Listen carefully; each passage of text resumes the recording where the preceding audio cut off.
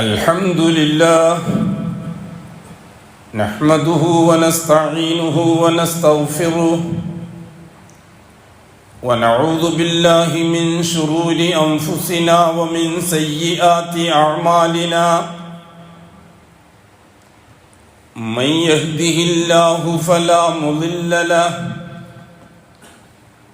ومن يضلل فلا هادي له وأشهد أن لا إله إلا الله وحده لا شريك له وأشهد أن محمدًا عبده ورسوله أرسله بالهدى ودين الحق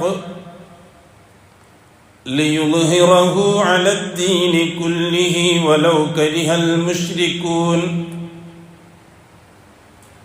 اللهم صل على محمد وعلى آل محمد كما صليت على إبراهيم وعلى آل إبراهيم إنك حميد مجيد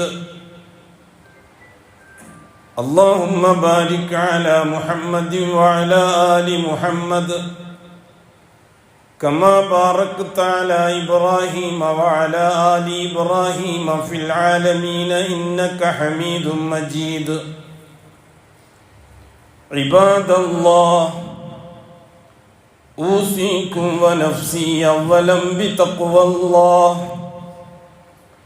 يا أيها الذين آمنوا اتقوا الله حق تقاته ولا تموتن إلا وأنتم مسلمون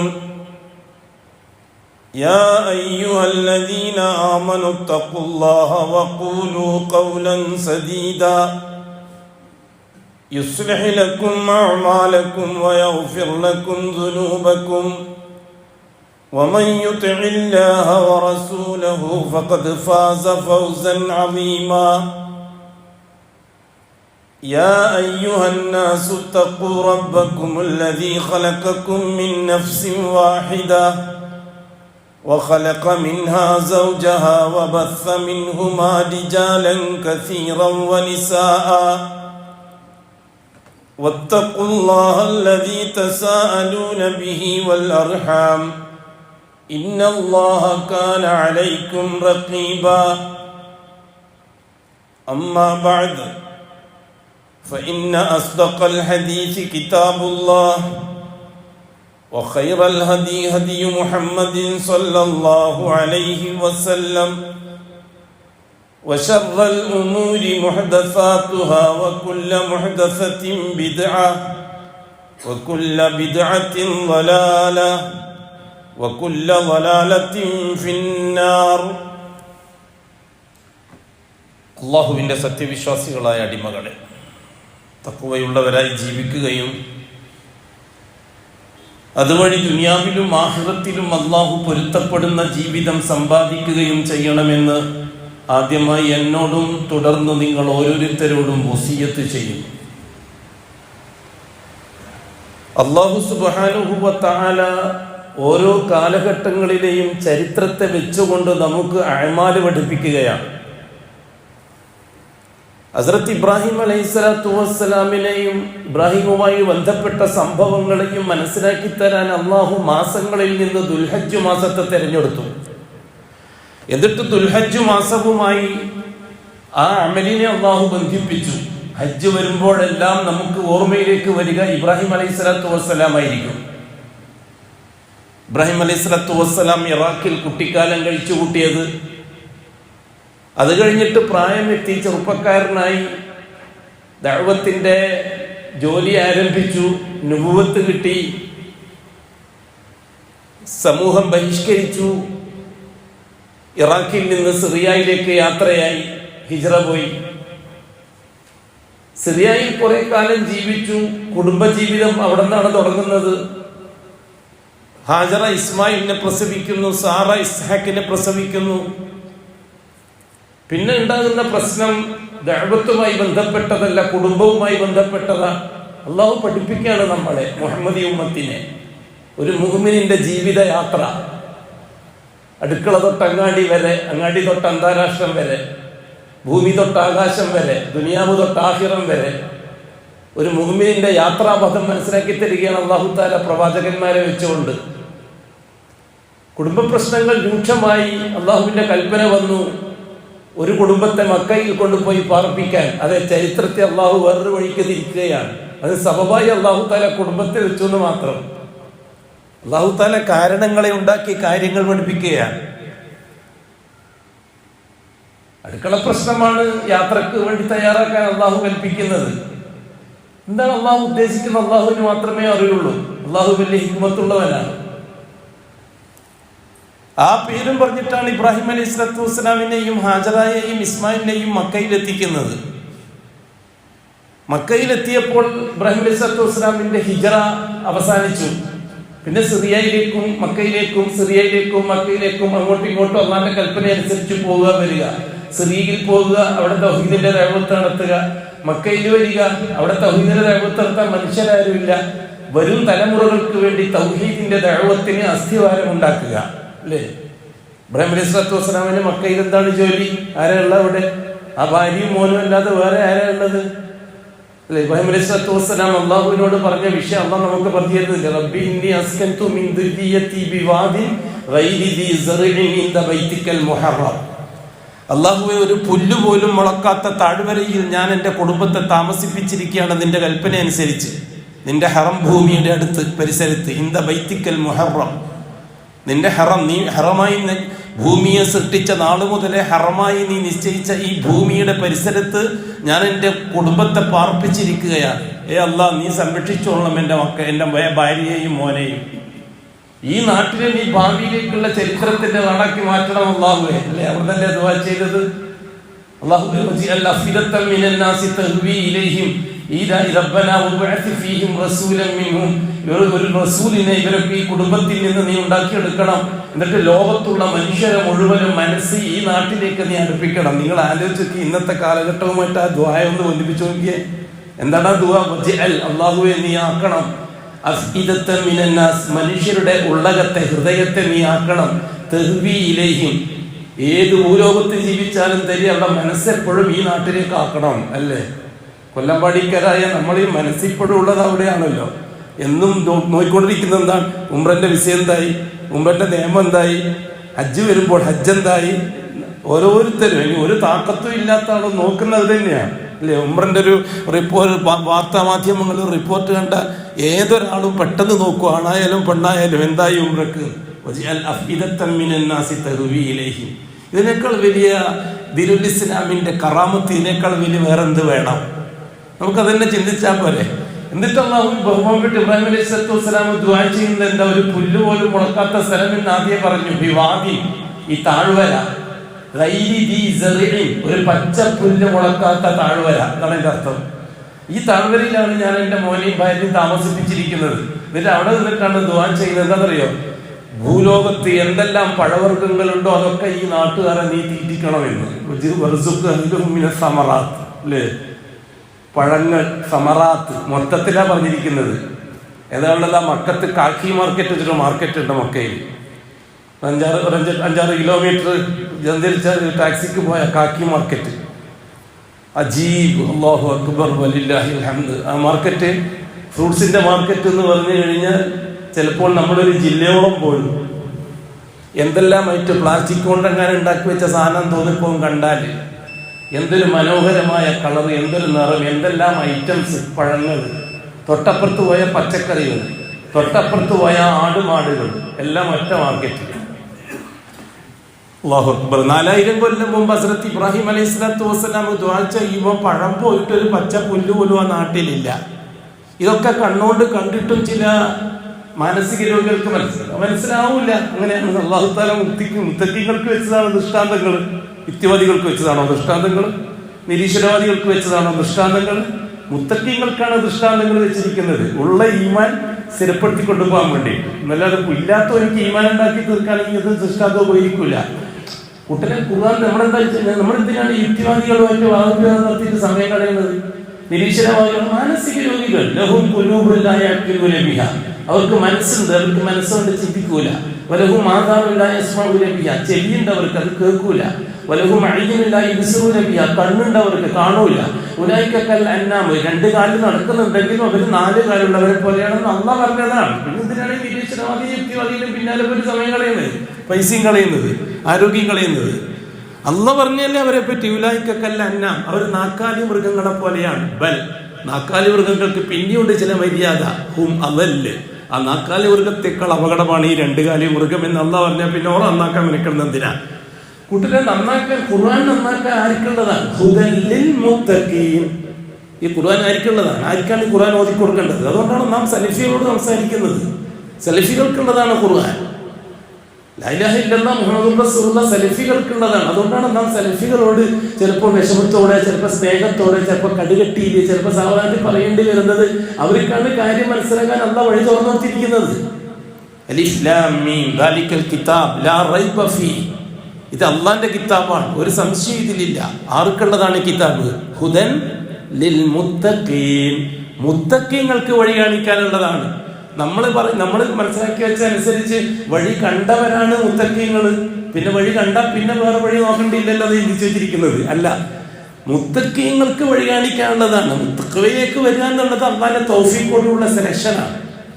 തൗഫീഖ് കൊണ്ട് മാത്രമുള്ള സെലക്ഷനാണ് ഒരാൾ ഒരു മുവഹിദാകുക എന്നുള്ളത്. പിന്നെ അള്ളാഹ് സംസാരിക്കുന്ന മുഴുവനും മുവഹിദീങ്ങളോടാണ്. അതേകൂട്ടരെ ഖുർആൻ സംസാരിക്കുന്നത് മുവഹിദീങ്ങളോടാണ്, നമ്മളോടാണ്. നമ്മൾ സന്തോഷത്തോടെ എൻ്റെ കയ്യിൽ നിന്നിട്ട് അത് ഏറ്റെടുക്കണം. ഹുദൻ ലിൽ മുത്തഖീൻ, മുത്തഖീങ്ങൾക്ക് വഴി കാണിക്കാനുള്ളതാണ് ഈ ഖുർആൻ. ആരാണ് മുത്തഖി എന്നും കൂടി അല്ലാഹു സുബ്ഹാനഹു വ തആല വിശദീകരിച്ചിട്ടുണ്ട്. 25 രൂപയ്ക്ക് മെമ്പർഷിപ്പ് എടുത്ത് കേസിട്ട് നടക്കുന്നവനല്ല മുത്തഖിയാണെന്ന് ചിന്തിക്കണ്ട. മുത്തഖി ആരാണെന്ന് അല്ലാഹു തആല വിശദീകരിക്കുന്നു. അല്ലദീന യുഅ്മിനൂന ബിൽ ഗൈബ്, അഭൗതിക കാര്യങ്ങളെ അപ്പടി അംഗീകരിക്കുന്നവരായിരിക്കും അവർ. അഭൗതിക കാര്യങ്ങളെ അപ്പടി അംഗീകരിക്കുന്നവർ. ഇവിടെ അഭൗതികം എന്ന് പറഞ്ഞാൽ എന്താ? വഹ്യ് കൊണ്ട് മാത്രം മനസ്സിലാക്കിയെടുക്കാൻ പറ്റുന്ന കാര്യങ്ങൾക്കാണ് അഭൗതികം എന്ന് പറയുന്നത്.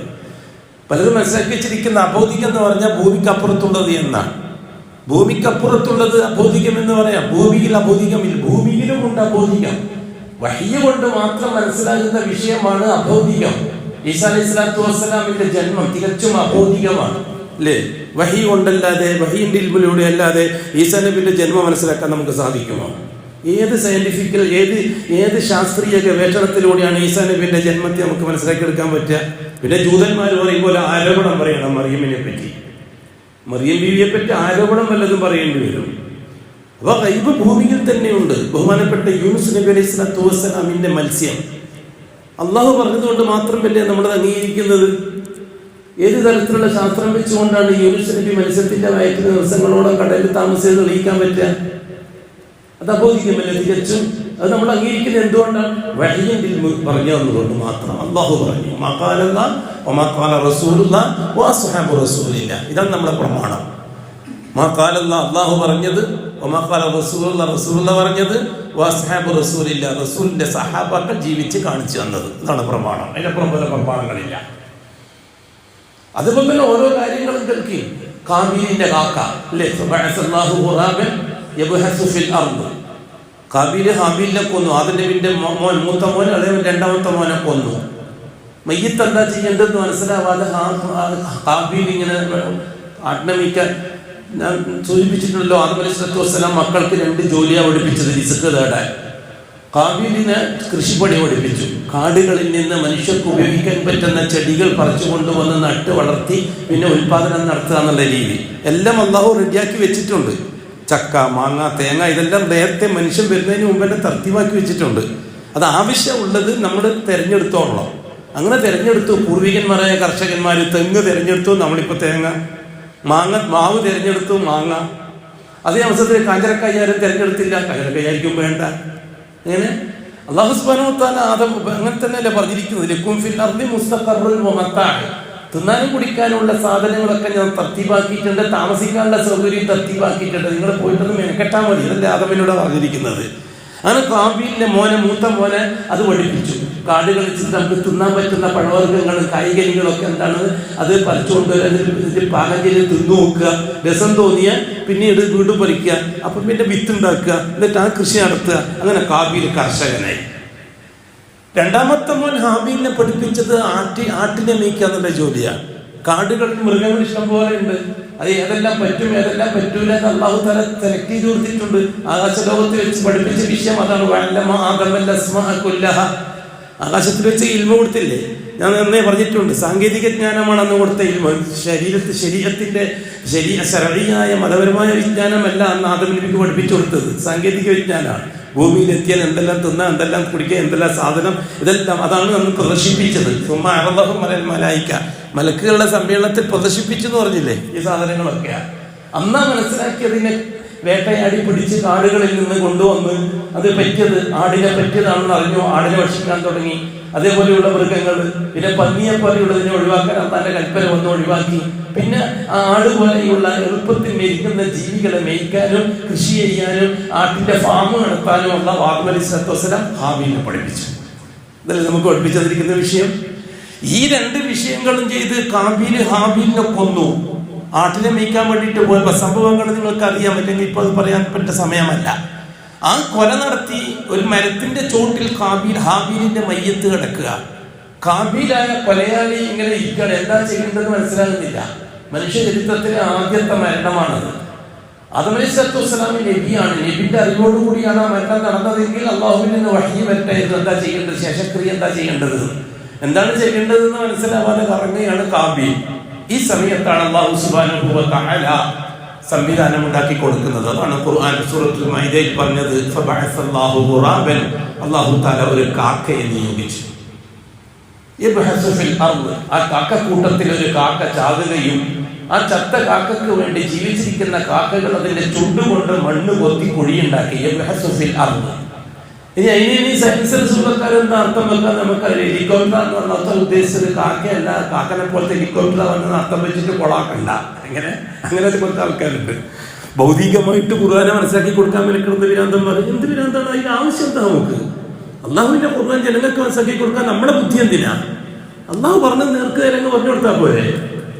ഇനി പണ്ടാരോ ജിമ്മിനെ പറ്റി പറഞ്ഞ മാതിരിയാണ് ഇതും പറയുക. അത് അല്ലാഹു തആല ഒരു റോക്കറ്റ് അയച്ചത്, ഒരു ഹെലികോപ്റ്റർ അയച്ചതാണ്. അത് കാക്കന്റെ കോലത്തിലായിരുന്നു. അതുകൊണ്ടാണ് കാക്കാൻ പറഞ്ഞത്. നമ്മുടെ ഹെലികോപ്റ്റർ കാണുന്നില്ലേ, കാക്ക പറക്കും പോലെയല്ലേ പറക്കുന്നത്, കഴുകൻ പറക്കും പോലെയല്ലേ വിമാനം പറക്കുന്നതൊക്കെ പറയാൻ തുടങ്ങിക്കഴിഞ്ഞാൽ ഖുർആനും വ്യാഖ്യാനിച്ച കാക്ക തന്നെ.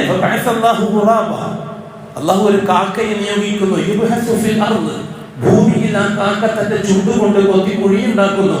എന്നിട്ട് ആ ചത്തുപോയ കാക്കയെ കൊത്തി വെച്ച് കൊണ്ടുവന്ന് കുഴിയിലിട്ടിട്ട് മൂടുന്നു. എന്നിട്ട് അല്ലാഹു തആല പറഞ്ഞു, എന്തിനാണ് അത് ചെയ്തത്? ലിയുരിയഹു, കാബീലിന് കാണിച്ചു കൊടുക്കാൻ വേണ്ടി. കൈഫ യുവാനി സൗബത അഖി, തന്റെ സഹോദരന്റെ മയ്യിത്തിനെ എങ്ങനെയാണ് മറമാടേണ്ടത് എന്ന് കാണിച്ചു കൊടുക്കാൻ വേണ്ടിയിട്ടായിരുന്നു. ഖുർആൻ വളരെ കൃത്യമല്ലേ? ഇതിനെ വടക്ക് തിരിച്ചർത്ഥം വെക്കുന്നത്.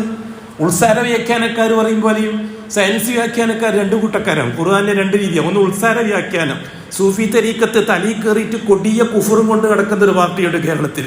അവരാണ് ഈ ഉത്സാര വ്യാഖ്യാനം കൊടുക്കുക.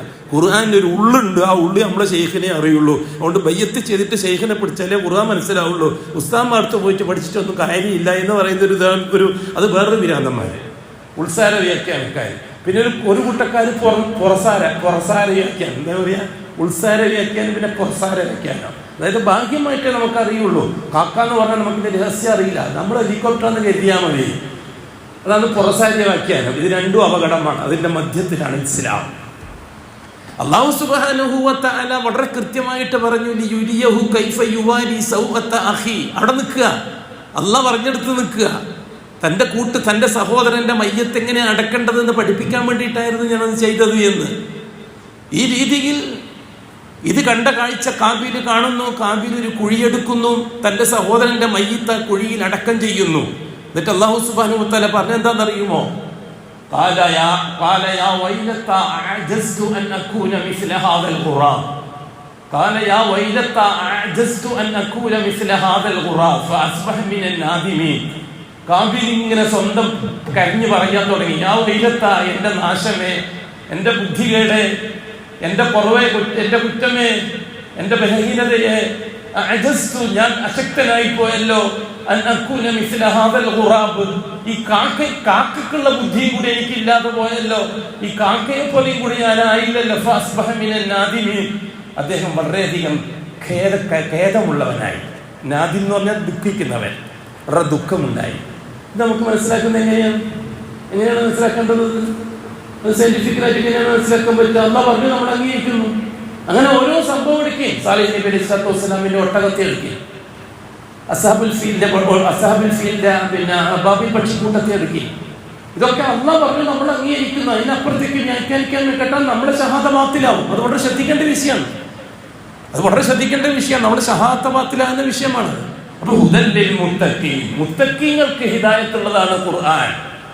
മുത്തഖീങ്ങൾ ആരാണ്? അല്ലദീന യുമിനൂന ബിൽ ഗൈബ്, അഭൗതിക കാര്യങ്ങളെ അംഗീകരിക്കുന്നവരാണ് അവർ. അല്ലദീന, അവരാരാണ്? യുമിനൂന, അവർ അംഗീകരിക്കും, ബിൽ ഗൈബ്, അഭൗതിക കാര്യങ്ങളെ, വഹ്യ് കൊണ്ട് മാത്രം മനസ്സിലാകുന്ന വിഷയങ്ങൾ. അത് ഭൂമിയുടെ കാര്യം, ഈ ആകാശത്തിന്റെ കാര്യം എടുക്കും. മലക്കുകൾ, ഈസാ അലൈഹി സ്വലാത്തു വസ്സലാം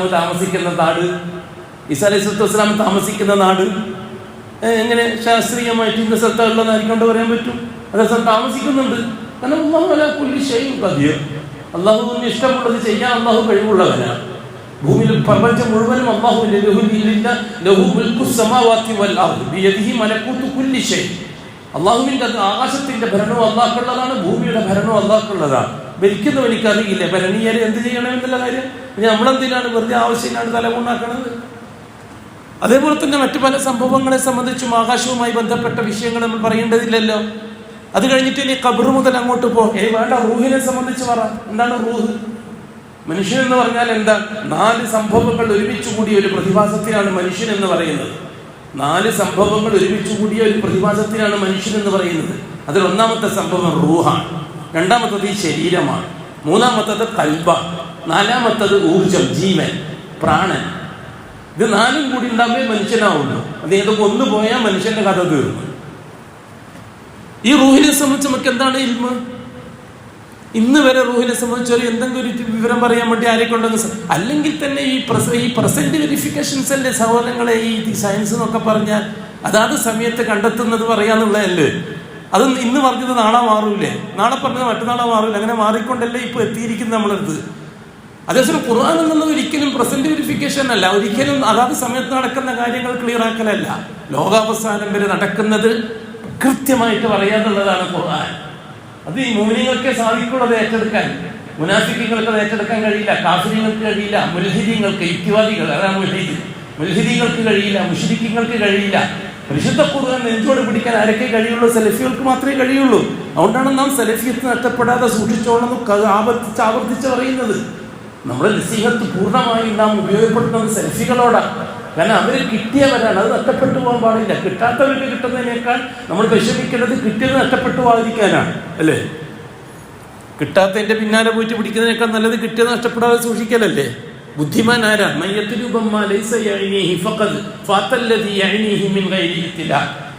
ആവശ്യമില്ലാത്തതിന്റെ പിറകെ പോകുന്നവനിക്ക് ആവശ്യമുള്ളത് താമസം വിന നഷ്ടപ്പെട്ടു പോകുന്നതാണ്. അതല്ലേ ബുദ്ധിമാന്മാർ പറഞ്ഞിരിക്കുന്നത്, അല്ലേ? അങ്ങനല്ലേ ബുദ്ധിയുള്ളവർ പറഞ്ഞിരിക്കുന്നത്, പണ്ഡിതന്മാർ അങ്ങനല്ലേ പറഞ്ഞിരിക്കുന്നത്. ആവശ്യമുള്ളതിനെ മാത്രം അംഗീകരിക്കുന്നവരാണ്, ആവശ്യമുള്ളതിനെ തേടുന്നവരാണ്, അവരാണ് മുഅ്മിനീങ്ങൾ. അതിനെ പറ്റി മാത്രം ചിന്തിച്ചാലും മതി. ഈ രീതിയിൽ അല്ലാഹു സുബ്ഹാനഹു വ തആല അഭൗതിക കാര്യങ്ങളെ അംഗീകരിക്കുന്ന മുഅ്മിനീങ്ങൾക്കാണ്, അവരാണ് മുത്തഖി. അപ്പൊ തഖ്വയുടെ ഒന്നാമത്തെ കാര്യം അല്ലാഹു ശർത്താക്കി വെച്ചത് അൽ ഈമാനുൽ ഗൈബ്, അഭൗതിക കാര്യങ്ങൾ അംഗീകരിക്കുക എന്നുള്ളതാണ്. അത് അങ്ങേ തല മുതൽ ഇങ്ങേ തല വരെ, ഇങ്ങനെ അങ്ങോട്ട് ആകാശം വരെ, നമ്മൾ അടുക്കള തൊട്ട് അങ്ങാടി വരെ ഏതേത് കാര്യങ്ങളും വഴിയ കൊണ്ടൊരു കാര്യം സ്ഥിരപ്പെട്ട് കഴിഞ്ഞാൽ പിന്നെ അതിനെപ്പറ്റി ചിന്തിച്ചിട്ട് കൊളാക്കണ്ട, ഷഹാദത്ത് നഷ്ടപ്പെടും, ഹിദായത്ത് നഷ്ടപ്പെടും. രണ്ടാമത്തെ എന്താണ് അല്ലാഹു തആല പറഞ്ഞത്? 5 നേരം കൃത്യമായി നിസ്കരിക്കുന്നവർക്കാണ് ഖുർആൻ. അല്ലാത്തവർക്ക് എന്ത് ഖുർആൻ? നിഷേധികളോട് ഖുർആൻ പറയാൻ വേണ്ടി വെറുതെ ആവശ്യമില്ലാണ്ട് പൈസ ചെലവാക്കിയിട്ട് കോൺഫറൻസ് എന്ന് പറഞ്ഞിട്ട് അങ്ങാടി ഒട്ടുമറക്കുന്നതിന്റെ കാര്യം എന്താണ്? സലഫികളെ വിളിച്ചു കൂട്ടിയിട്ട് ദീൻ പറഞ്ഞു കൊടുക്കാൻ വേണ്ടി പരിപാടി നടത്തി. ആ കൂട്ടത്തിന് മറ്റെല്ലാം വളർന്നോളൂ. ആരെങ്കിലും നെല്ലിനല്ലാതെ കിളക്ക് വളം ചേർക്കാറുണ്ടോ? കളകളറിയില്ല. നെല്ലിനൊന്നിച്ച് ഉടന്ന പുല്ല്, ആ പുല്ലിനാരെങ്കിലും വളം ചേർക്കാറുണ്ടോ? നെല്ലിനെല്ലാം വളം ചേർക്കുക. പക്ഷെ ചാൻസിൽ ആരും കൂടി ആ വളം കൈകാര്യം ചെയ്യും? പുല്ലും വളരും. ആ കൂട്ടത്തിൽ നെല്ലിനിട്ട വളം തിന്നിട്ട് പുല്ലും വളരും. കുറെ സമയം കഴിയുമ്പോൾ പുല്ല് നമ്മൾ പറിച്ചു കളയും, നെല്ലിനെ മാത്രം വളരാൻ അനുവദിക്കും, അല്ലേ? ഇതേമാതിരി സലഫികളെ വിളിച്ചു കൂട്ടി മുഅ്മിനീങ്ങൾക്ക് വാല്യു പറഞ്ഞു കൊടുക്കുക. അതിനുവേണ്ടി ആവട്ടെ ദഅവ പരിശ്രമങ്ങൾ. അതിനുവേണ്ടി പൈസ ചെലവാക്ക്, അതിനുവേണ്ടി സമയം ചെലവാക്ക്. മോമിനിങ്ങളെ വിളിച്ചുകൂട്ടി. ഇത് മോമിനിങ്ങൾ മെമ്പർഷിപ്പും കീശയിലിട്ടിട്ട് ഞാൻ കിട്ടിയവനാണ്, കിട്ടാത്തോനിക്കുള്ളതാണ് ഇത്, ജറത്തിപ്പോന്നോനിക്കുള്ളതാണ് ഇത്, അല്ലെങ്കിൽ റാത്തീബയ്ക്കുന്നോനിക്ക് അല്ല, ഓനിക്കുള്ളതല്ല ഇത്, നിനക്കുള്ളതാണ്. അവർക്ക് വെച്ച് കിട്ടിയ ചാൻസ് അഥവാ ബൈ ചാൻസിന് കിട്ടിയാൽ കിട്ടി. അവന്റെ കാര്യം പോക്ക, അവന്റെ കാര്യം നമുക്ക് തീരുമാനം പറയാൻ കഴിയില്ല. ഹിദായത്ത് അല്ലാഹ് കൊടുത്തവർക്കാണ് കൂട്ടരെ ഖുർആൻ. ഹുദല്ലിൽ മുത്തഖീൻ, ഹിദായത്ത് ഖുർആനിന്റെ ആളുകൾക്കാണ്, മുത്തഖീങ്ങൾക്കുള്ളതാണ്. അത് നിലനിർത്താനാണ് പരിശ്രമം. ആരാണ് മുത്തഖി? ഒന്ന് അഭൗതിക കാര്യങ്ങൾ അംഗീകരിക്കുന്നവൻ, രണ്ടാമത്തത് ആരാണ്? നിസ്കാരം നിലനിർത്തുന്നവൻ, അല്ലേ? വയഖീമൂന സ്വലാ, നിസ്കാരം നിലനിർത്തുന്നവൻ. അപ്പൊ കൃത്യമായി നിസ്കരിക്കുന്നവനിക്കേ ഖുർആൻ ഉപകരിക്കുള്ളൂ. ഇടക്കിടക്ക് നിസ്കരിക്കുന്നവനിക്ക് ഖുർആൻ പറഞ്ഞാൽ മനസ്സിലാവില്ല, തീരെ നിസ്കരിക്കാത്തവനിക്ക് തീരെ മനസ്സിലാവില്ല. കൃത്യമായിട്ട് നിസ്കരിക്കുന്നവനിക്ക് ഖുർആൻ പറഞ്ഞാൽ മനസ്സിലാവും. അതെ, അവർക്കുള്ളതാണ് ഖുർആൻ. കൃത്യമായി നിസ്കരിക്കുന്നു എന്നതുകൊണ്ട് ഹിദായത്ത് നിലനിന്നോളണമെന്നില്ല. നിലനിൽക്കണമെങ്കിൽ ഖുർആനുമായിട്ടൊരു ബന്ധം ഉണ്ടായിക്കൊണ്ടേയിരിക്കണം. സക്കാത്ത് കൊടുക്കുക എന്നുള്ളത് മുത്തഖീങ്ങളുടെ സ്വഭാവമാണ്. മുത്തഖീങ്ങളുടെ സ്വഭാവമാണ് സക്കാത്ത് കൊടുക്കുക എന്നുള്ളത്. അതുകൊണ്ടാണ് പള്ളി പരിപാലനവുമായിട്ട് സൂറത്ത് തൗബയിൽ പള്ളി പരിപാലന കമ്മിറ്റിക്ക് ഉണ്ടാവേണ്ട യോഗ്യത അല്ലാഹു തആല എഴുതി വെച്ചിട്ടുണ്ട്. അതെന്താ? സൊസൈറ്റി ആക്ട് അനുസരിച്ച് സംഘടന രജിസ്റ്റർ ചെയ്യുന്ന സന്ദർഭത്തിൽ, സംഘടന രജിസ്റ്റർ ചെയ്യുന്ന സമയത്ത് ഒന്നും വേണ്ടില്ല, സൂറത്ത് തൗബയിലെ ഇത്രാം നമ്പർ ആയത്തനുസരിച്ച് ആയത്തിൽ ഉള്ളവരെ മാത്രമേ കമ്മിറ്റിയിൽ മെമ്പർ ആകാൻ പറ്റുള്ളൂ, പള്ളി കമ്മിറ്റിയിൽ മെമ്പർ ആകാൻ പറ്റുള്ളൂ. അല്ലാഹു സുബ്ഹാനഹു വ തആല പറഞ്ഞു, ഇന്നമാ യഅ്മുറു മസാജിദ അല്ലാഹ്, അള്ളാന്റെ പള്ളി പരിപാലിക്കാൻ ആർക്കാണ് യോഗ്യത? ഇന്നമാ യഅ്മുറു മസാജിദ അല്ലാഹ് മൻ ആമന ബില്ലാഹ്, പ്യൂർ അല്ലാഹുവിനെ അംഗീകരിക്കുന്നവരായിരിക്കണം. കൃത്യമായി നിസ്കരിക്കുന്നവനായിരിക്കണം. കൃത്യമായി നിസ്കരിക്കാത്തവനെ കുറിച്ച് പള്ളി കമ്മിറ്റി പ്രസിഡന്റ് ആക്കി കഴിഞ്ഞാൽ എങ്ങനെ ഇരിക്കും? ആ പള്ളി കൊളാവും. പിന്നെ ചെറുക്കെല്ലാം ചെറുക്കും വിധവത്തല്ലാതെ ആ പള്ളിയിൽ പിന്നെ എന്താ നടക്കുക? അള്ളാഹ് പറഞ്ഞ യോഗ്യത വേണം പള്ളി കമ്മിറ്റിക്ക്. ഒന്നാമത്തെ യോഗ്യത ഈമാനാണ്. ഈമാൻ എന്ന് പറഞ്ഞാൽ എന്താണ്? അജയ്യമായി അള്ളാഹിനെ അംഗീകരിക്കുക, ഗവേഷണത്തിലൂടെ അല്ല, അജയ്യമായി അന്ധമായി അള്ളാഹിനെ അംഗീകരിക്കുക, അതാണ് ഈമാൻ. രണ്ടാമത്തെ നിസ്കാരം, മൂന്നാമത്തെ വ്യവസ്ഥ എന്താ? പള്ളി കമ്മിറ്റിയിൽ മെമ്പറാകാനുള്ള മൂന്നാമത്തെ വ്യവസ്ഥ എന്താ? സക്കാത്ത് കൊടുക്കുന്നവനായിരിക്കണം. സക്കാത്ത് കൊടുക്കുന്നവനല്ല പള്ളി കമ്മിറ്റിയിൽ പള്ളിന്റെ പൈസ കക്കും, ഉറപ്പല്ലേ? കാരണം സക്കാത്ത് കൊടുക്കുന്നവന് ധൈര്യമായിട്ട് കമ്മിറ്റി ആക്കാം. കാരണം സക്കാത്ത് എന്നത് അള്ളാഹ് മാത്രം അറിയുന്ന ഇടപാടുകളാണ്. ഒരുത്തൻ 1,00,000 റുപ്യ കൊല്ലത്തോട് കൊല്ലം നീക്കുവാക്കി ഉണ്ടായ 2,500 റുപ്യ അവന്റെ കീശിന് എടുത്ത് കൊടുക്കുന്ന അല്ലേ അറിയുള്ളൂ, വേറെ ആരും അറിയാൻ പോകുന്നില്ല. എന്നിട്ടും അവൻ കൊടുക്കുന്നുണ്ടെങ്കിൽ സാമ്പത്തിക രംഗത്ത് കൃത്യനിഷ്ഠ പാലിക്കുന്നുള്ള കാര്യം ഉറപ്പല്ലേ അവൻ? എന്റെ അധികാരത്തിലുള്ള പൈസ ഞാൻ മാത്രം അറിഞ്ഞുകൊണ്ട് സക്കാത്തായിട്ട് ഒരാൾക്ക് കൊടുക്കുന്നുണ്ടെങ്കിൽ ആരാന്റെ പൈസ ഞാൻ തട്ടൂല എന്നുള്ള കാര്യം വളരെ വ്യക്തമല്ലേ? അതുകൊണ്ട് അല്ലാഹു തആല ആ വിഷയത്തിൽ, പള്ളി പരിപാലനത്തിന്റെ വിഷയത്തിൽ സക്കാത്ത ഷർത്താക്കി വെച്ചത്. ഒരിക്കലും പള്ളിന്റെ പൈസ കൈകാര്യം ചെയ്യില്ല സ്വന്തമായിട്ട്. അത് സംഘടന ആയാലും ശരി, ലോക്കൽ കമ്മിറ്റി ആയാലും ശരി, സാമ്പത്തിക രംഗം ചില്ലറ വിഷയമൊന്നുമല്ല. വളരെ ശ്രദ്ധിക്കേണ്ട ഒരു വിഷയമാണ്. അവർ മാത്രമേ സംഘടനയിൽ ഉണ്ടാകാൻ പാടുള്ളൂ. സാമ്പത്തിക രംഗത്ത് സംരക്ഷിക്കുന്നവൻ മാത്രം സക്കാത്ത ഷർത്താണ്. അതേപോലെ തന്നെ വലം യഖ്ശയില്ലല്ലാഹ്, എന്ത് വിഷയം വന്നാലും അല്ലാഹനെ മാത്രം പേടിക്കുക. അത് പ്രസിഡന്റ് എന്ത് പറയും, സെക്രട്ടറി എന്ത് പറയും, കാവ്യാർ എന്ത് പറയും, അമീർ സാഹിബ് എന്ത് പറയും, മുഖ്യമന്ത്രി എന്ത് പറയും, പ്രധാനമന്ത്രി എന്ത് പറയും, അതൊന്നും എനിക്ക് വിഷയമല്ല. പള്ളി പരിപാലിക്കേണ്ട യോഗ്യത ആർക്കുള്ളതാണ്? വലം യഖ്ശയില്ലല്ലാഹ്. അവന്റെ സ്വന്തം പുരയോ കുടുംബമോ വിഷയം ഒന്നും എനിക്ക് വിഷയമല്ല. ആ വിഷയത്തിൽ അള്ളാഹു എന്താണോ അത് മാത്രമാണ് എനിക്ക് വിഷയം. ഇത് പള്ളി കമ്മിറ്റി, പള്ളി പരിപാലിക്കേണ്ട കമ്മിറ്റിക്കാർക്കുള്ള യോഗ്യതയായിരിക്കണമെന്ന് സൂറത്ത് തൗബയിൽ അല്ലാഹു തആല പറഞ്ഞതാ. അങ്ങനെ തന്നെയല്ലേ പറഞ്ഞത്? ഇന്നമാ യഅ്മുറു മസാജിദ, ഇത് വ്യാഖ്യാനമല്ല, അല്ലാഹ് നേർക്കുനേരെ പറഞ്ഞത്. ഇന്നമാ, തീർച്ചയായും, യഅ്മുറു, പരിപാലിക്കേണ്ടത്, മസാജിദ് അല്ലാഹ്, അള്ളാന്റെ പള്ളികൾ പരിപാലിക്കേണ്ടത് എന്ന് പറഞ്ഞിട്ടാണ് അല്ലാഹു തആല വിശേഷണങ്ങൾ പറയുന്നത്. അതുകൊണ്ട് തന്നെ നമ്മൾ വളരെ ശ്രദ്ധിക്കേണ്ടതുണ്ട്. പള്ളി പരിപാലനം അള്ളാഹുവിൽ നിന്ന് കിട്ടുന്ന ഗിഫ്റ്റാണ്. പള്ളി പരിപാലിക്കാനുള്ള തൗഫീഖ് അള്ളാഹുവിൽ നിന്ന് കിട്ടുന്ന ഗിഫ്റ്റാണ്. അത് നമ്മൾ അടിച്ചു വാങ്ങേണ്ടതല്ല, അള്ളാഹു തആല തരേണ്ടതാണ്. തന്നു കഴിഞ്ഞാൽ പൊന്നുപോലെ സൂക്ഷിച്ചോളണം, പൊന്നുപോലെ സൂക്ഷിച്ചോളണം. കാരണം അള്ളാന്റെ വീട് താക്കോൽ നമ്മുടെ കൈമിൽ തന്നിരിക്കുകയാണ്. അള്ളാന്റെ വീടിന്റെ തൊട്ടപ്പുറത്തുള്ള ഏതൊരു കോട്ടേഴ്സ് ഓൻ ദുബൈ പോകുന്ന സമയത്ത് താക്കോല് നമ്മളത് തന്നിട്ട് ഒന്ന് നോക്കിയേക്കണേ എന്ന് പറഞ്ഞാൽ നമ്മളെന്താ ചിന്തിക്കുക? എന്നെ വിശ്വാസം ഉള്ളതുകൊണ്ടാണോ ഞാൻ ആ താക്കോല് നിൽക്കുന്നത്? ഏതെങ്കിലും ഒരു ഓട്ടോറിക്ഷ സ്റ്റാൻഡിൽ പോയിട്ട് ഏതെങ്കിലും ഒരു ഓട്ടോറിക്ഷക്കാരനോട്, എടാ ഞാൻ ദുബൈയിൽ പോകാം, എന്റെ പുരന്ന് നോക്കിക്കണം എന്ന് താക്കോല് കൊടുക്കുമോ? വിശ്വാസം തന്നെയല്ലേ താക്കോല് കൊടുക്കുള്ളൂ. എങ്കിൽ അള്ളാന്റെ പേരിന്റെ താക്കോല് നമ്മുടെ കൈമ തന്നാൽ നമ്മളെന്താ ചിന്തിക്കേണ്ടത്? അള്ളാഹ്ക്ക് തിരിയാതെ തന്നെന്നോ, അള്ളാഹ്ക്ക് മനസ്സിലാവാതെ തന്നതാണോ? പക്ഷെ കിട്ടിക്കഴിഞ്ഞാൽ നമ്മൾ പൊന്നുപോലെ സൂക്ഷിച്ചോളണം. എൻ്റെ അള്ളാഹ് അവൻ്റെ വീട് നോക്കാൻ എന്നെ ഏൽപ്പിച്ചതാണ്, അത് നല്ല എനിക്ക് നോക്കിയേ പറ്റൂ. അല്ലാഹു അക്ബർ. ഹുദൽ ലിൽ മുത്തഖീൻ അല്ലദീന യുഅ്മിനൂന ബിൽ ഗൈബി വയുഖീമൂന സ്വലാഹ വമിമ്മാ റസഖ്നാഹും യുൻഫിഖൂൻ. നാം നൽകിയ സമ്പത്ത് നാം പറഞ്ഞ വഴിയിൽ ചെലവഴിക്കുന്നവരാണ് മുത്തഖികൾ. ഇവർക്ക് ഹിദായത്തുള്ളതാണ് ഖുർആൻ. അതുകൊണ്ട് തന്നെ അല്ലാഹു സുബ്ഹാനഹു വ തആല പരിശുദ്ധ ഖുർആനിലൂടെ കഴിഞ്ഞുപോയ കാലഘട്ടം നടന്ന സംഭവങ്ങൾ വിശദീകരിച്ചു തരികയാണ്. ഈ ഉമ്മത്ത് ഇനി അങ്ങോട്ട് എങ്ങനെ ജീവിക്കണമെന്ന് പറഞ്ഞു തരാൻ വേണ്ടിയിട്ട്. അങ്ങനെ ഇബ്രാഹിം അലൈഹിസ്സലാത്തു വസ്സലാമിന്റെ ജീവിത ചരിത്രത്തെ ദുൽഹജ്ജ് മാസവുമായി ഹജ്ജുമായി ബന്ധപ്പെടുത്തി അതിൽ ഒതുക്കി അല്ലാഹു. അപ്പൊ ദുൽഹജ്ജ് മാസം 12 മാസത്തിൽ ദുൽഹജ്ജ് വരുമ്പോൾ മാത്രമേ നമ്മുടെ കഥ പറയാറുള്ളൂ, അല്ലേ?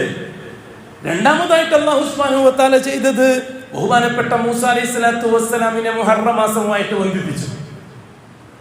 ചരിത്രത്തിൽ നൂഹ് നബി അലൈഹിസ്സലാത്തു വസ്സലാമിന് ശേഷം ചരിത്രം ജീവിപ്പിച്ചത് ബഹുമാനപ്പെട്ട 2 പ്രവാചകന്മാരാണ്. ഒന്ന് ആലു ഇബ്രാഹിമും ഒന്ന് ആലു ഇമ്രാനും. ആലു ഇമ്രാന്റെ സന്തതിയാണ് മൂസ അലൈഹിസ്സലാത്തു വസ്സലാം. ആലു ഇബ്രാഹിമിന്റെ സംഭവമാണ് ഇപ്പൊ നമ്മൾ പറഞ്ഞത്. ഇനി ആലു ഇമ്രാനിലേക്കാണ് ചരിത്രത്തെ നീട്ടിക്കൊണ്ടു പോകുന്നത്. മുഹറം മാസവുമായിട്ട് അല്ലാഹു തആല ആലു ഇമ്രാനെ ബന്ധിപ്പിച്ച് വർഷത്തിൽ മുഹറം വരുമ്പോൾ നമ്മൾ ഓർമ്മിക്കും. എന്താ ഓർമ്മിക്കുക? ബനു ഇസ്രായേലിലെ സംഭവങ്ങൾ മുഴുവനും നമ്മൾ ചർച്ചയ്ക്ക് കൊണ്ടുവരും. ദുൽഹജ്ജ് മാസത്തിൽ നമ്മൾ എന്താ ചർച്ച ചെയ്തത്? ബനു ഇസ്മായിലിലെ സംഭവങ്ങൾ മുഴുവനും. മുഹറം മാസത്തിൽ നമ്മൾ എന്താ ചർച്ച ചെയ്തത്? ബനു ഇസ്രായേലിന്റെ സംഭവങ്ങൾ മുഴുവൻ. ബനു ഇസ്മായിലും മുസ്ലിമീങ്ങളാണ്, ബനു ഇസ്രായേലും മുസ്ലിമീങ്ങളാണ്. അധിക പേര് തെറ്റിദ്ധരിച്ചിട്ടുണ്ട് ബനു ഇസ്രായേൽ എന്ന ജൂതന്മാരാണ് എന്ന്. അല്ല, മുസ്ലിമീങ്ങളിൽ നിന്ന് ഷിയാക്കൾ തെറ്റിപ്പോയതുപോലെ മുസ്ലിമീങ്ങളിൽ നിന്ന് തെറ്റിപ്പോയ വിഭാഗമാണ് ജൂതന്മാർ. ലാ ഇലാഹ ഇല്ലല്ലാഹ് മുഹമ്മദുർ റസൂലുള്ളാഹിൽ നിന്ന് പിഴച്ചവരാണ് ഷിയാക്കൾ. ലാ ഇലാഹ ഇല്ലല്ലാഹ് മൂസാ റസൂലുള്ളാഹിൽ നിന്ന് പിഴച്ചവരാണ് ജൂതന്മാർ. ഒരു ചെറിയ ന്യൂനപക്ഷം. എന്നാലും ബനു ഇസ്രായേൽ പറയുമ്പോഴെല്ലാം നമ്മൾ ജൂതന്മാരാണെന്ന് സംഭവിച്ചു പോകരുത്. യാ ബനി ഇസ്രായേൽ എന്ന് വിളിക്കുന്നത് മുസ്ലിമീങ്ങളെയാണ് അല്ലാഹു തആല. യാ അയ്യുഹല്ലദീന ആമനൂ എന്ന് നമ്മളെ വിളിക്കുന്നത് പോലെ യാ ബനി ഇസ്രായേൽ എന്നല്ല വിളിക്കുന്നത് മുസ്ലിമീങ്ങളെയാണ്, ജൂതന്മാരല്ല. ബഹുമാനപ്പെട്ട ഇബ്രാഹിം അലൈഹിസ്സലാത്തു വസ്സലാമിന്റെ മകൻ ഇസ്ഹാഖ് നബി മുതൽ ഇങ്ങോട്ടാണ് ബനു ഇസ്രായേലിന്റെ തുടക്കം. ആ പ്രവാചക കുടുംബത്തെയാണ് അല്ലാഹു തആല ബനു ഇസ്രായേൽ എന്ന് വിളിക്കുന്നത്. ആ സംഭവത്തിന്റെ രത്നച്ചുരുക്കം മുഹറം 10 അല്ലാഹു ബന്ധിപ്പിച്ചു. ആ മുഹറം വരുമ്പോഴെല്ലാം നമ്മൾ ചർച്ച ചെയ്തു. മൂന്നാമത്തെ സംഭവം മുഹമ്മദുർ റസൂലുള്ളാഹ്. മുഹമ്മദുർ റസൂലുള്ളാഹി സ്വല്ലല്ലാഹു അലൈഹി വസല്ലം തങ്ങൾ അതൊരു സംഭവമാണ്. അതുകൊണ്ട് തന്നെ അല്ലാഹു തആല ഒരു മാസവുമായിട്ട് അഷ്റഫുൽ ഖൽഖിനെ ബന്ധിപ്പിച്ചില്ല, ഒരു ദിവസവുമായിട്ട് അഷ്റഫുൽ ഖൽഖിനെ ബന്ധിപ്പിച്ചില്ല. അഷ്റഫുൽ ഖൽഖിന്റെ ജീവിതത്തെ അല്ലാഹു തആല 360 ദിവസവുമായിട്ട് ബന്ധിപ്പിച്ചു. അത് ജൂതൻ കളിച്ചിട്ടാണ് റബീഉൽ അവ്വലുമായിട്ട് അഷ്റഫുൽ ഖൽഖിന്റെ ചരിത്രത്തെ ബന്ധിപ്പിക്കാൻ മെനക്കെട്ടത് ജൂതനാണ്. അല്ലാഹു ഉദ്ദേശിച്ചിട്ടില്ല. അല്ലാഹു സുബ്ഹാനഹു വ തആല അഷ്റഫുൽ ഖൽഖിനെ 12 മാസവുമായിട്ടാണ് ബന്ധിപ്പിക്കുന്നത്. എന്ന് വെച്ചാൽ 360 ദിവസം 24 മണിക്കൂറും ഒരു മനുഷ്യന്റെ ജീവിതത്തിൽ മുഹമ്മദ് റസൂലുള്ളാഹി ഉണ്ടായിരിക്കണം. ഹജ്ജ് വരുന്ന സന്ദർഭത്തിൽ ഇബ്രാഹിം സുന്നത്ത്, ആശൂറ ഉത്സവം വരുമ്പോൾ മൂസാ സുന്നത്ത്, മുഹമ്മദി സുന്നത്ത്, റബീഉൽ അവ്വൽ വരുമ്പോൾ ഇത് ജൂതന്റെ ഏർപ്പാടല്ലെങ്കിൽ പിന്നെ എന്താണ്? മനസ്സിലാക്കാൻ കുറെ ചർച്ച വേണം, ഒരുപാട് വിശദീകരണങ്ങൾ വേണം മനസ്സിലാക്കാൻ ബുദ്ധിയുള്ളവർക്ക്. മുഹമ്മദുർ റസൂലുള്ളാഹി എന്ന് പറയുമ്പോൾ റബീഉൽ അവ്വലുമായിട്ട് ബന്ധിപ്പിക്കുന്നത് ദീനുൽ ഇസ്ലാമിൽ കള്ളം പറയല. കാരണം അല്ലാഹു അങ്ങനെ ഉദ്ദേശിച്ചിട്ടില്ല. അഷ്റഫുൽ ഖൽഖിന്റെ ജീവിത ചരിത്രം മുഴുവനാക്കി തീർക്കാൻ അല്ലാഹു തആല ഉദ്ദേശിക്കുന്നത്. അതുകൊണ്ട് തന്നെ അല്ലാഹു തആല ഒരു പ്രത്യേക സമയവുമായിട്ട് മുഹമ്മദുർ റസൂലുള്ളാഹിയെ ബന്ധിപ്പിച്ചില്ല. ഒരു പ്രത്യേക ദിവസവുമായി, മാസവുമായി, വർഷവുമായിട്ട് അല്ലാഹു തആല ബന്ധിപ്പിച്ചില്ല. മറ്റെല്ലാ മാസങ്ങളിലും ചരിത്രവുമായിട്ട് ബന്ധങ്ങളുണ്ട്. അഷ്റഫുൽ ഖൽഖിന്റെ ജീവിത ചരിത്രത്തിന് ഏതെങ്കിലും ഒരു കാലഘട്ടവുമായിട്ടോ സമയവുമായിട്ടോ ബന്ധിപ്പിച്ചിട്ടല്ല നമുക്ക് പറഞ്ഞു തരുന്നത്. മറിച്ച് അഷ്റഫുൽ ഖൽഖിന്റെ ജീവിതം മുഴുവനും നമുക്ക് പറഞ്ഞു തരികയാണ്. 24 മണിക്കൂർ നമ്മുടെ ജീവിതത്തിൽ ഉണ്ടാവേണ്ടതായതുകൊണ്ട് മുഹറം 9 10 മുഹറത്തിന് മാത്രം മതി, ബാക്കി 11 മാസം ഫ്രീയാണ്. ഹജ്ജ് ദുൽഹജ്ജ് മാസം മതി, ബാക്കി 11 മാസം ഫ്രീയാണ്. എന്നാ മുഹമ്മദുർ റസൂലുള്ളാഹി 24 മണിക്കൂർ 360 ദിവസവും വേണം, ഒന്നും ഫ്രീ ഇല്ല. ഒരു ദിവസം പോലും മുഹമ്മദുർ റസൂലുള്ളാഹിയെ മാറ്റി നിർത്തിക്കൊണ്ട് ജീവിക്കാൻ നമുക്ക് കഴിയില്ല. കഴിയുമോ? എന്നിട്ട് അല്ലാഹു സുബ്ഹാനഹു വ തആല മാസങ്ങളുടെ കൂട്ടത്തിൽ 5 മാസം വരാനിരിക്കുന്ന 5 മാസത്തെ തർത്തീബാക്കി തന്നു. സഫർ, റബീഉൽ അവ്വൽ, റബീഉൽ ആഖിർ, ജുമാദുൽ അവ്വൽ, ജുമാദുൽ ആഖിർ. ഈ 5 മാസത്തിന് എന്തുകൊണ്ടാണ് ശരീഅത്തുമായിട്ട് ബന്ധമില്ലാത്തത്? ശരീഅത്തുമായിട്ട് ബന്ധം വരണമെങ്കിൽ മുഹമ്മദുർ റസൂലുള്ളാഹിയായിട്ട് കണക്ഷൻ വേണം. കാരണം ഈ പറയപ്പെട്ട 5 മാസത്തിൽ ഇബ്രാഹിം നബിക്ക് ബന്ധമില്ല, മൂസ നബിക്ക് ബന്ധമില്ല, നൂഹ് നബിക്ക് ബന്ധമില്ല. ഒരു നബിക്കും ഈ പറയപ്പെട്ട 5 മാസവുമായിട്ട് ബന്ധമില്ല. മൂസ നബിക്ക് ബന്ധം മുഹറം മാസവുമായിട്ടാണ്. അതുകൊണ്ട് മുഹറം മാസം ആദരിക്കപ്പെട്ടതായി, നമ്മൾ ചർച്ച ചെയ്യുന്ന മാസമായി. ദുൽഹജ്ജ് മാസം ഇബ്രാഹിം അലൈഹിസ്സലാത്തു വസ്സലാമുമായിട്ട് ബന്ധപ്പെട്ട അവിടെ ദുൽഹജ്ജ് മാസം നമ്മുടെ ചർച്ചാ മാസമായി. എന്നാൽ അഷ്റഫുൽ ഖൽഖുമായിട്ട് ബന്ധപ്പെട്ട ഒരു പ്രത്യേക മാസമുണ്ടോ? ഇല്ല. അതുകൊണ്ട് തന്നെ അഷ്റഫുൽ ഖൽഖിന്റെ ജീവിതത്തെ ഒരു പ്രത്യേക മാസവുമായിട്ട് ബന്ധിപ്പിക്കുന്നത് ജൂതന്റെ സംവിധാനമാണ്, മുഅ്മിനീങ്ങളെ അതിൽ നിന്ന് വ്യതിചലിപ്പിക്കാൻ വേണ്ടിയിട്ട്. എന്താ അതേ സന്ദർഭത്തിൽ അല്ലാഹു സുബ്ഹാനഹു വ തആല റബീഉൽ അവ്വൽ മാസത്തെ ചരിത്രത്തിന്റെ ഭാഗമാക്കി. റബീഉൽ അവ്വൽ മാസത്തെ അല്ലാഹു ചരിത്രത്തിന്റെ ഭാഗമാക്കി. അത് ആദർശത്തിന്റെയും അനുഷ്ഠാനത്തിന്റെയും ആക്കിയില്ല, മറിച്ച് ചരിത്രത്തിന്റെ ഭാഗമാക്കി. ചരിത്രം ആദർശത്തിന്റെ ഭാഗമല്ല, അനുഷ്ഠാനത്തിന്റെ ഭാഗമല്ല. ബഹുമാനപ്പെട്ട ഇബ്രാഹിം അലൈഹിസ്സലാത്തു വസ്സലാമിന്റെ ചരിത്രം ആദർശത്തിന്റെയും അനുഷ്ഠാനത്തിന്റെയും ഭാഗമാണ്. അതുകൊണ്ട് ദുൽഹജ്ജ് ആദരണീയമാണ്. നാം പറയുന്നത് മനസ്സിലാകുന്നുണ്ടല്ലോ. അല്ലാഹു തആല മനസ്സിലാക്കാൻ തൗഫീഖ് ചെയ്യട്ടെ. മുഹറം മാസം ആദരവിന്റെയും അനുഷ്ഠാനത്തിന്റെയും മാസമാണ്. അതേസമയത്ത് റബീഉൽ അവ്വൽ മാസം ആദരവിന്റെയും അനുഷ്ഠാനത്തിന്റെയും മാസമല്ല, മറിച്ച് ചരിത്രത്തിന്റെ മാസമാണ്. എന്താണ് സംഭവം? നമുക്ക് വിശദീകരിക്കാം. അഖൂലു ഖൗലി ഹാദാ വല്ലാഹു അഅലം വഅസ്തഗ്ഫിറുല്ലാഹൽ അസീമ ലി വലക്കും വഅസ്തഗ്ഫിഹി അന്നി വഅൻകും വഅൻ ജമീഇൽ മുസ്ലിമീന വൽ മുഅ്മിനീന അജ്മഈന വസ്തഗ്ഫിറൂഹു ഇന്നഹു ഹുവൽ ഗഫൂറുർ റഹീം.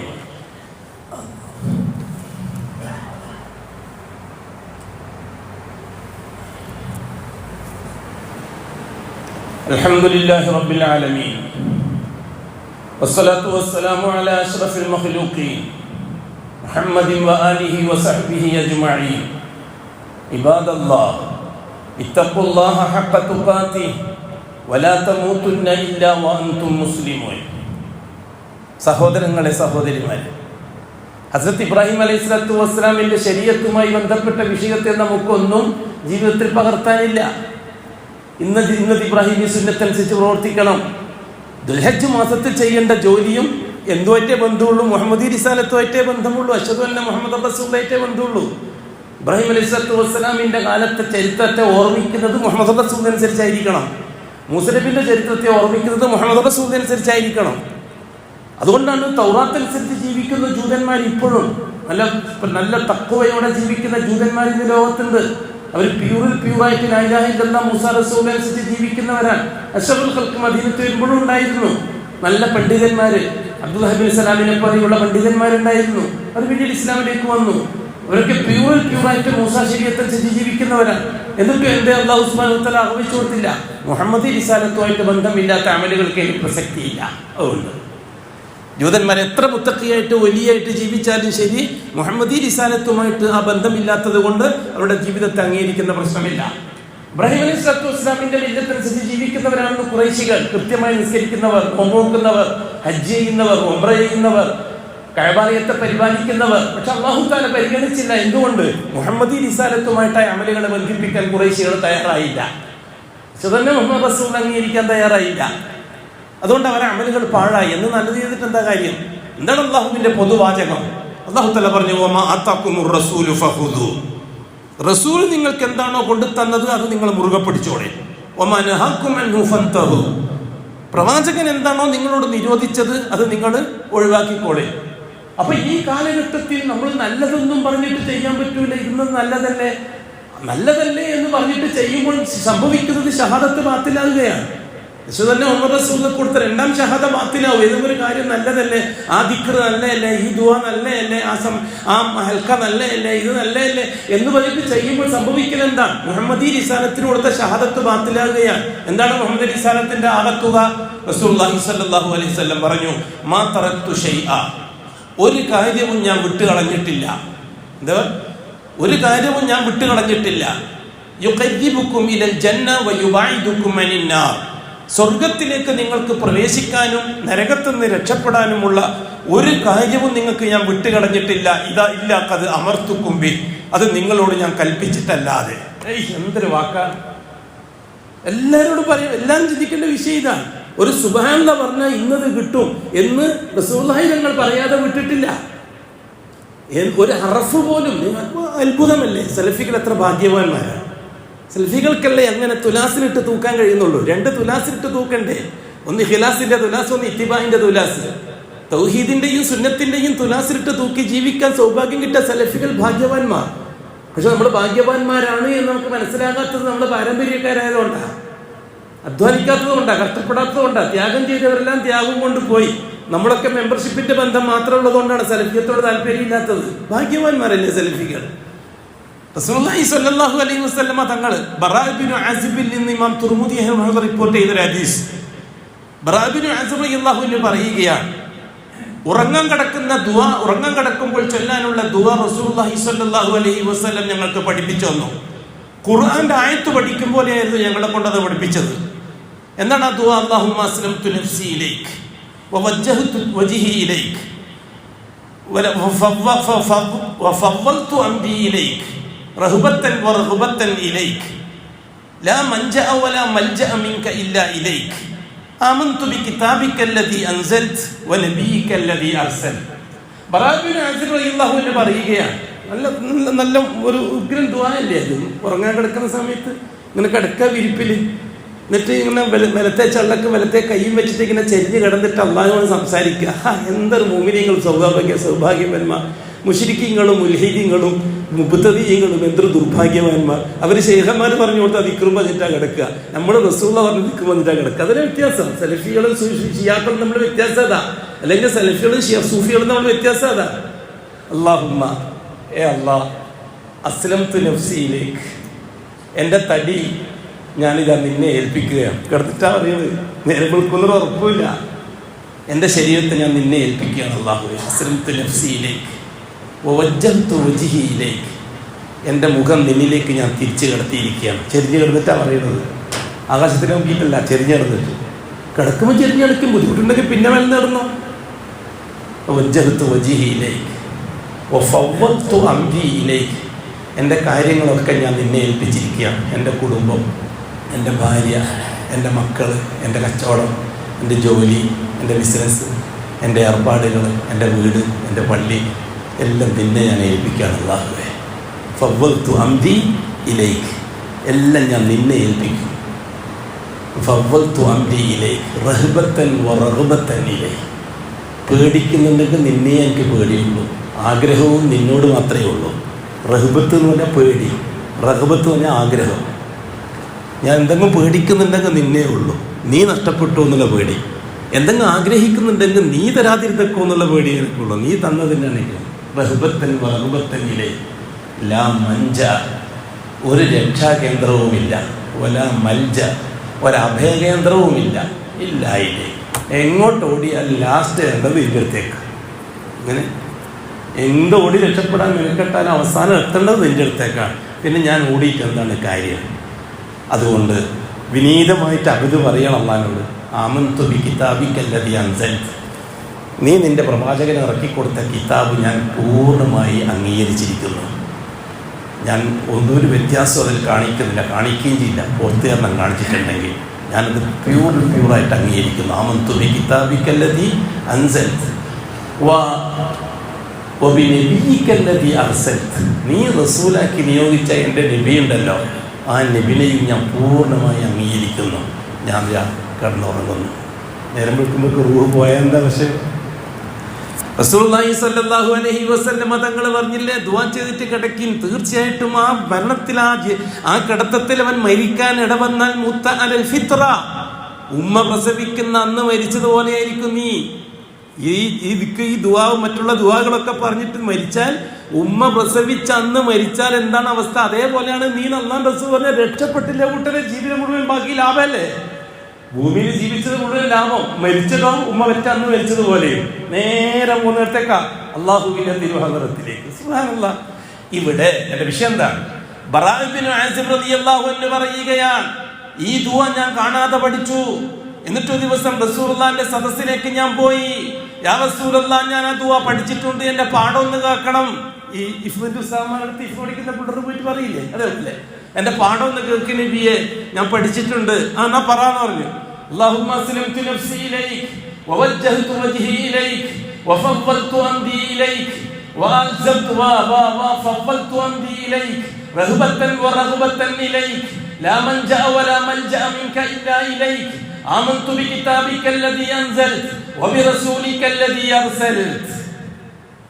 അവസാനം വന്നപ്പോൾ നബിയിക്കാന്ന് പറയേണ്ടടുത്ത് റസൂലിക്കാന്ന് പറഞ്ഞു പോയി. എന്താ, നബിനേക്കാൾ എത്ര മോശമാണോ റസൂല്? നബിനേക്കാൾ ബഹുമാനം റസൂലിനല്ലേ കൂട്ടല്ലേ? നബിക്ക് ഒരു ദർജയാണെങ്കിൽ റസൂലിന് 2 ദർജയല്ലേ? ഇവിടെ വബിറസൂലിക അല്ലദീ അർസൽത, ബറാഅ ഇബ്നു അസിബ് റളിയല്ലാഹു അൻഹു പറഞ്ഞതായി ഇമാം തുർമുദി നിവേദനം ചെയ്യുകയാണ്, അഷ്റഫുൽ ഖൽഖിന്റെ ചൂണ്ട് വിരൽ കൊണ്ട് എന്റെ നെഞ്ചത്തൊന്ന് കുത്തി. അല്ലേ കുട്ടികളെ കുത്തുന്നു തെറ്റു പറയുമ്പോ റസൂലുള്ളാഹി തങ്ങൾ അവിടുത്തെ വിരൽ കൊണ്ട് എന്റെ നെഞ്ചത്തൊന്ന് കുത്തി. എന്നിട്ട് എന്നോട് പറഞ്ഞു, ഞാൻ പഠിപ്പിച്ചത് അങ്ങനെ തന്നെ പറയണമെന്ന്. എന്താ ഇന്ന് മനസ്സിലാകുന്നത്? റസൂലിക്ക എന്ന് പറഞ്ഞത് അള്ളാഹു പഠിപ്പിച്ച ദുആ അല്ല. മുഹമ്മദ് റസൂലുള്ളാഹിക്ക് സ്വന്തം ദുആ പഠിപ്പിക്കാൻ അവകാശമില്ല. ഒരു ദിക്ർ പോലും അള്ളാഹ് പഠിപ്പിച്ചിട്ടാണ് നബി തങ്ങൾ പഠിപ്പിച്ചതെന്നല്ലേ മനസ്സിലാക്കി തരുന്നത്. അള്ളാഹ് അഷ്റഫുൽ ഖൽഖിന് ഉറങ്ങാൻ കിടക്കുന്ന ദുആ പഠിപ്പിച്ചപ്പോൾ നബിയിക്കാണ് പഠിപ്പിച്ചു കൊടുത്തത്. അത് റസൂലിക്കാന്നാക്കി മാറ്റാൻ അള്ളാഹുവിന്റെ റസൂലിന് അവകാശമില്ല. അതുകൊണ്ടാണ് റസൂലുള്ളാഹി തങ്ങൾ അത് തിരുത്തിയത്. ഇത്ര പ്യൂറാണ് ദീനുൽ ഇസ്ലാം എങ്കിൽ ശൈഖന്മാരുടെയും സൂഫികളുടെയും ദീൻ കള്ളമല്ലെങ്കിൽ പിന്നെന്താണ്? ഷിയാക്കൾ പഠിപ്പിക്കുന്ന ദീൻ പച്ചക്കള്ളവും കുഫറും അല്ലെങ്കിൽ പിന്നെന്താ? ഇത്ര കൃത്യമായിട്ട് അല്ലാഹു റസൂൽ ദീൻ കൊടുത്തന്നില്ലേ? എങ്കിൽ റബീഉൽ അവ്വൽ മാസത്തെ ഇബാദത്തുമായി ബന്ധിപ്പിച്ചത് ജൂതനല്ലെങ്കിൽ പിന്നെ ആരാ? റബീഉൽ അവ്വൽ മാസത്തെ എന്തെങ്കിലും തരത്തിലുള്ള ഇബാദത്തുമായി ബന്ധിപ്പിച്ചിട്ടുണ്ടെങ്കിൽ അത് ജൂതന്റെ വകയല്ലെങ്കിൽ പിന്നെന്താണ്? എന്താ കാര്യം?